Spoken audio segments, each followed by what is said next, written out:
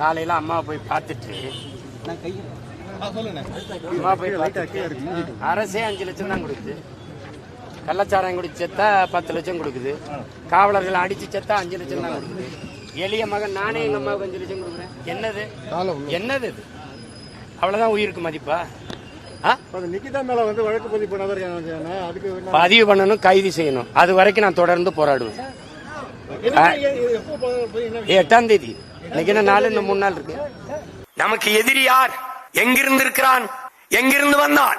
நமக்குள்ளே நம்மை நாமே தாழ்த்தி வீழ்த்தி வந்தவன் போனவனுக்கெல்லாம் அதிகாரத்தை கொடுத்து விட்டு 500க்கு 1000த்திற்கும் வேட்டிக்கும் சேலைக்கும் அரிசிக்கும் பருப்புக்கும் அல்லாடி கொண்டிருக்கிற அடிமையின மக்களாக நிற்கிறோம்.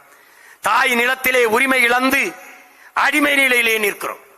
அதிகார வலிமை இழந்து நிற்கிறோம். தமிழர் நிலத்தில் ஒரு கட்சி தொடர்ந்து 234 தொகுதியிலும் போட்டியிட்டு தோற்று போன போதும் 5வது முறையும் தனித்து போட்டியிடுகிற ஒரு கட்சி உண்டென்றால் அது நாம் தமிழர் என்ற தன்மானமிக்க தமிழ் பேரினத்தின் அரசியல் பேர் இயக்கம்தான். இந்த துணிவு, இந்த தெளிவு, இந்த நிமிர்வு எங்கிருந்து வந்தது? எமது முன்னவர்களிடத்திலிருந்து. எதற்கும் அஞ்சாத இந்த உரம், இந்த நிமிர்வு எங்கள் உயிர் தலைவன் பிரபாகரனிடத்தில் இருந்து வந்தது. இப்போது நாம் என்ன செய்யலாம்?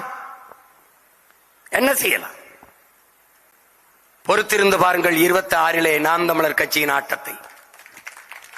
சமூக நீதி அடிப்படையில் ஒரு அரசியல் கட்சி கட்டமைக்கப்பட்டிருக்கின்றால் இந்த நிலத்திலே ஒரே ஒரு அரசியல் கட்சி மட்டும்தான், அது நாம் தமிழர் கட்சி மட்டும்தான். சமூக பிரதிநிதித்துவ அடிப்படையில் எல்லோருக்கும் தேர்தலில் வாய்ப்பு கொடுக்கப்படுது என்றால் அது நாம் தமிழர் கட்சிக்கு மட்டும்தான், நாம் தமிழர் கட்சியிலே மட்டும்தான். தாத்தாக்களின் புகழ் போற்றுவது மட்டும் நமது கடமை அல்ல. அவர்கள் கனவை நிறைவேற்றுவதுதான் அவர்களுக்கு நாம் செலுத்துகிற உண்மையான புகழ், வணக்கமும் மரியாதையுமாக இருக்க முடியும். அவர்கள் நமக்கு கையெழுத்து சென்றிருக்கிற கனவை நிறைவேற்றுவதுதான் இன்றைய காலக்கடமை, வரலாற்று தேவையாக இருக்கிறது என்பதை இளைய தலைமுறை பிள்ளைகள் உணர்ந்து கொள்ள வேண்டும். அப்ப என்ன செய்யலாம்? நாம் அடிமைகள் என்பதை நாம் உணர வேண்டும். அடிமையில் முன்னடிமை, மூத்தடிமை, உயர்ந்தடிமை, தாழ்ந்தடிமை என்பது கிடையாது. நாம் நம் தாய் நிலத்திலே அதிகாரமற்ற அடிமைகளாக இருக்கிறோம் என்பதை முதலில் உணர வேண்டும். ஒருவன் அடிமையாக இருக்கிறான் என்பதை உணர்த்திவிடு, பிறகு அவனை கிளர்ச்சி செய்து போராடுவான் என்கிறார் புரட்சியாளர் அண்ணல் அம்பேத்கர் அவர்கள். அதைத்தான் நமது முன்னவர்கள் செய்தார்கள். இப்போது உங்கள் பிள்ளைகளும் ஊர் ஊராக தெரு தெருவாக செய்து கொண்டு வருகிறோம்.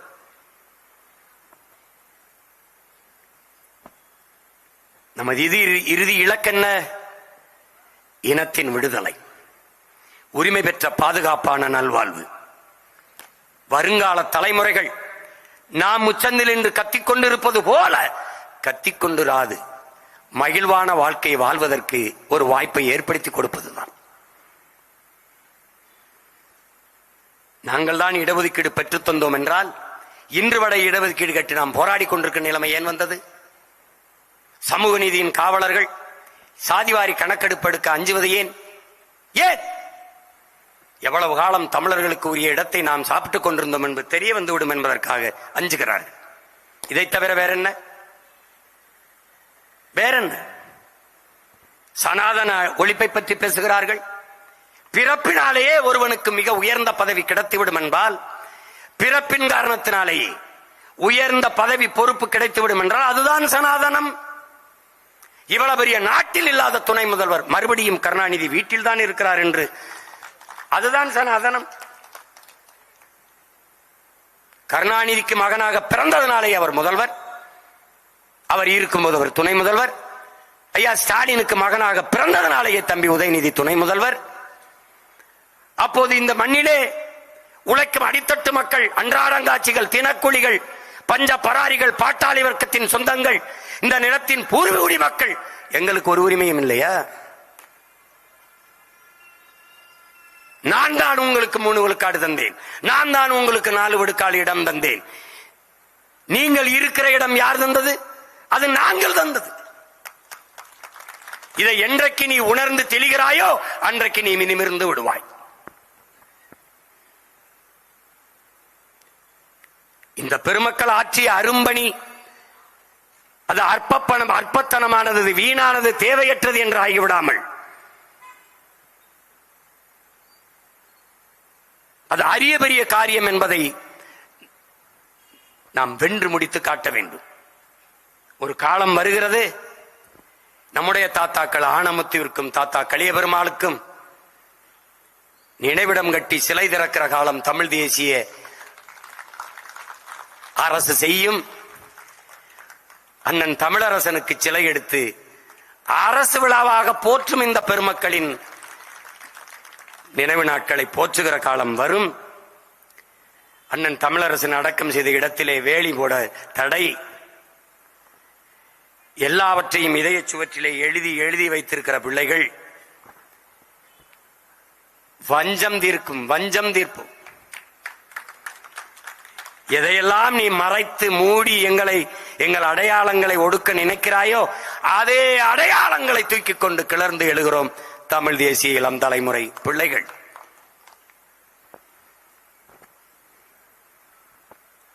இப்போது நமக்கு இருக்கிறது ஒன்றுதான். எனக்கு இருக்கிற பெரிய வருத்தம், இன்னும் ஒரு 10 ஆண்டுகள் என் அண்ணன் தமிழரசன் இந்த நிலத்திலே உயிரோடு இருந்திருந்தால் சாதி என்று சொல்வதற்கு முன்பு சா என்கிற போதே சாகடித்திருப்பார். இந்த தமிழ் சமூகம் சாதிய மத உணர்வற்று மொழி இனப்பற்று கொண்டு என்றைக்கோ ஓர்மைப்பட்டு பேரெழுச்சி கொண்ட பேரினமாக மாறி தன் அதிகாரத்தை கைப்பற்றி தன்னுடைய காட்டு வளம், கடல் வளம், நிலவளம், மலைவளம், மண்வளம், மக்கள் நலம் எல்லாவற்றையும் காப்பாற்றி உலகத்தின் தலை சிறந்த இனமாக போயிருந்திருக்கும். அது இல்லாது போனது பெருந்துயரம், பெருங்கொடுமை. ஆனால் அவர்கள் வழிவழியே வருகிற வீரத்தமிழ் மானத்தமிழ் பிள்ளைகள் நாம் அப்படி விட்டுவிட்டு சென்று விட முடியாது. இந்த வரலாற்று பெரும் கடமையை